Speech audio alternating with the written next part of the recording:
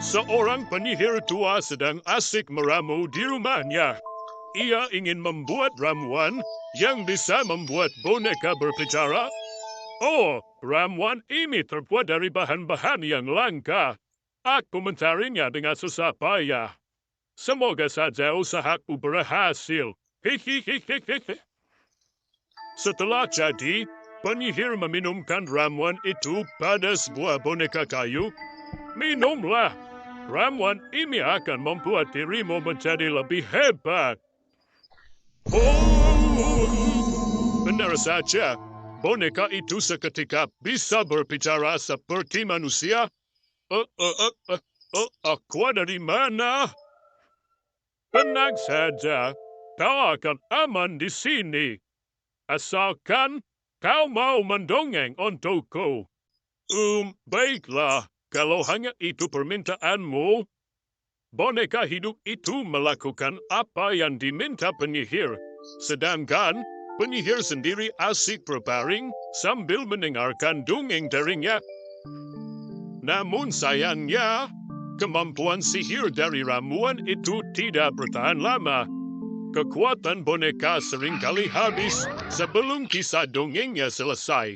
Hal itu tentu membuat penyihir menjadi geram. Bagaimana sih ramuan ini? Aku belum mendengarkan dongengnya sampai habis. Tunggu, aku tak bisa bergantung pada boneka aneh seperti ini lagi.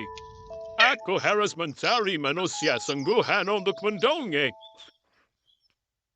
Keesokan harinya, penyihir mulai menjalankan rencananya.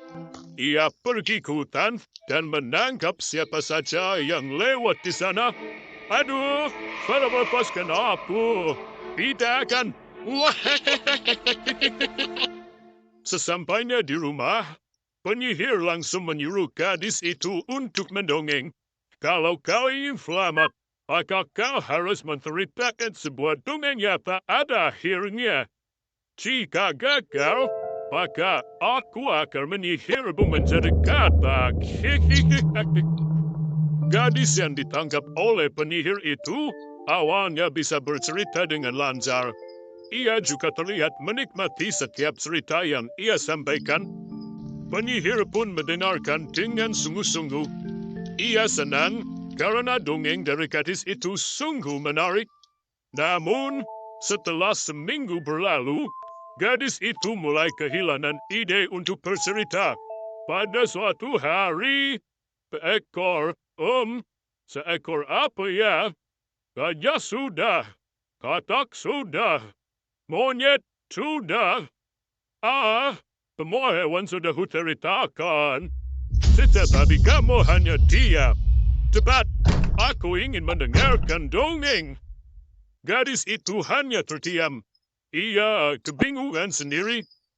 Aku sudah tidak sabar menunggu. Sesuai ucapanku, jika kau tak bisa mendongeng hingga akhir, kau akan menerima akibatnya, kata penyihir yang kemudian mengucapkan mantranya. Oh lala, gadis cantik itu kini berubah menjadi seekor katak. Hal itu dilakukan penyihir secara berulang-ulang, hingga koleksi kataknya sangat banyak. Penyihir itu memang suka sekali mendengarkan dongeng. Jadi, ia tidak akan memberi ampun pada siapapun yang telah membuatnya kecewa.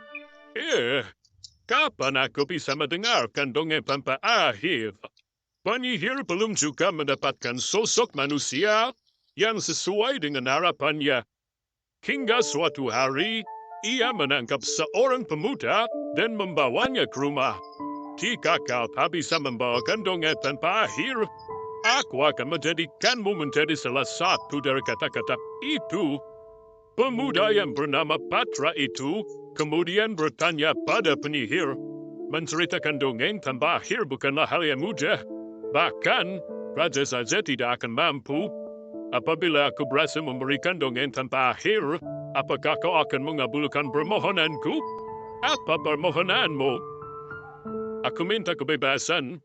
Jadi, aku hanya akan bercerita di jam yang sama, yaitu setiap jam 7 malam, selama 7 menit. Emang, bagaimana caranya mendongeng tanpa akhir jika ia pergi? Untuk bisa mendongeng tanpa akhir, kami harus tetap berada di sini. Ada apa, Nek? Apa kau tidak setuju dengan perjanjiannya? Oh, tidak. Aku setuju. Baiklah, sebelum aku bercerita, aku hendak bertanya. Berapa usia Nenek? 70 tahun. Penyihir makin bingung dengan apa maksud Patra. Patra pun mulai bercerita. Pada suatu hari, terdapat sekelompok belalang malas yang ingin bekerja untuk mengumpulkan makanan. Mereka kemudian mendapatkan ide untuk mencuri saja.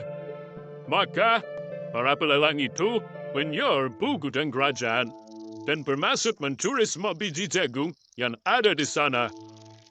Oh, penyihir tua itu mulai antusias mendengarkan dongeng dari Patra. Ia duduk di kursi malas sembari menikmati kacang sangrai. Sudah 7 menit, itu artinya dongengku sudah selesai. Dah selesai dulu. Tolong lanjutkan ceritanya. Namun, Patra menolak permintaan penyihir itu. Aku kelelahan, Hari ini, aku berjalan melewati gunung dan hutan. Belum lagi, aku harus mengikuti perintah nenek untuk mendongeng. Aku butuh istirahat dulu. Ya sudah kalau begitu. Masuklah ke kamar. Patra merebahkan badan dan berpikir keras di dalam kamar.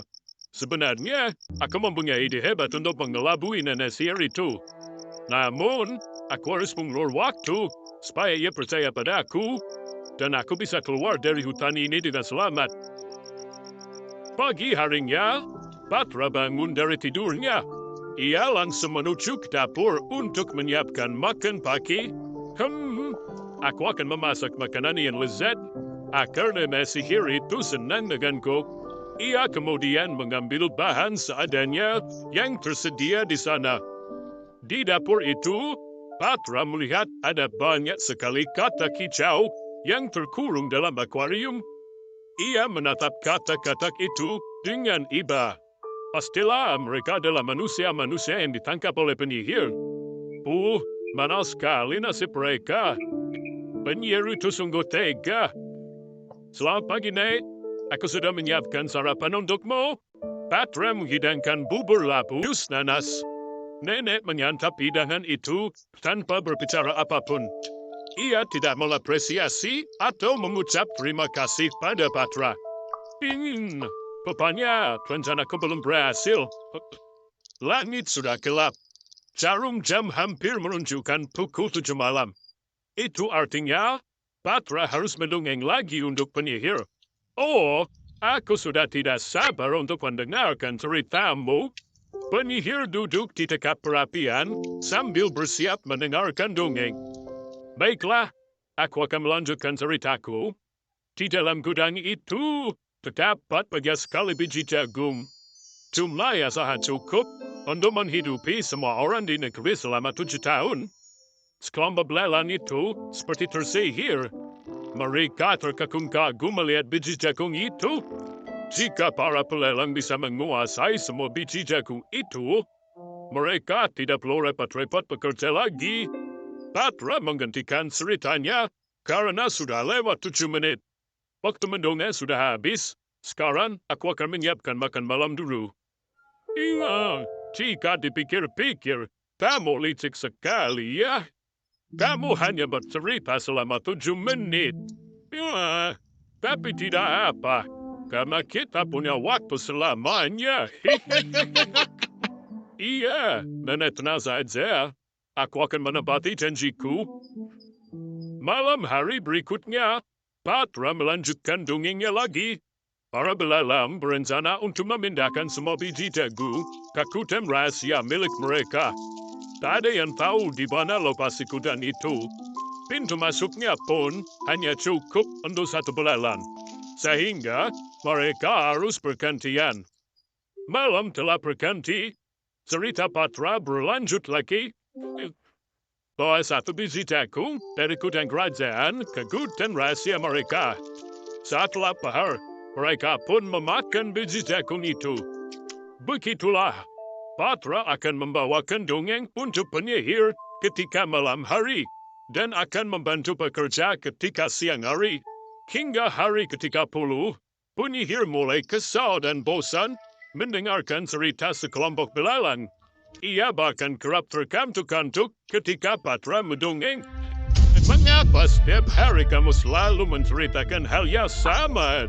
Belalang itu terus-menerus memindahkan biji jagung dari gudang kerajaan ke gudang rahasia, kemudian memakannya. Tak ada lanjutan cerita yang menarik. Aku sampai bosan mendengarnya. Apa kamu berniat menipuku? Patra lantas berpura-pura terkejut ketika mendengar pertanyaan penyihir itu. Apa? Menipu? Astaga, tentu saja tidak, Nek. Bagaimana mungkin aku berani menipu? Aku masih ingin hidup menjadi manusia, bukan katak. Namun, penyihir itu tetap tidak percaya. Sekelompok belalang itu hanya berjumlah 4 ekor, Nek. Kalau setiap hari mereka hanya membawa 1 biji jagung secara bergantian, maka tentu saja mereka membutuhkan waktu yang sangat lama untuk menyelesaikannya. Penyihir itu hanya terdiam mendengarkan penjelasan Patra. Bayangkan saja, stok jagung itu bahkan cukup untuk seluruh negeri selama 7 tahun. Jadi, berapa lama waktu yang mereka butuhkan? Bisa-bisa 100 tahun pun tidak akan selesai. Penyihir pun tergeleng-geleng. Sebaliknya, Patra tersenyum bangga. Karena ia yakin rencananya akan berhasil. Jadi, Nek, aku sudah memberimu dongeng yang tiada akhir. Sesuai janji yang telah kita sepakati, Meme harus melepaskanku saat ini juga. Sebenarnya aku tahu kalau kau menipuku. Namun karena selama ini kamu sudah bersikap baik dan selalu membantu pekerjaanku, maka aku akan melepasmu. Sudah kalau begitu, pulanglah. Happy-happy ya. Penyihir berdiri di ambang pintu dan melambaikan tangan pada Patra. Selamat tinggal, Nek. Patra membalas ucapan perpisahan itu. Ia akhirnya bisa keluar dari rumah penyihir dan melanjutkan hidupnya lagi. Sungguh pengalaman yang tak terlupakan. Aku bahkan tak menyangka bahwa penyihir itu bisa bersikap baik ketika aku berpamitan.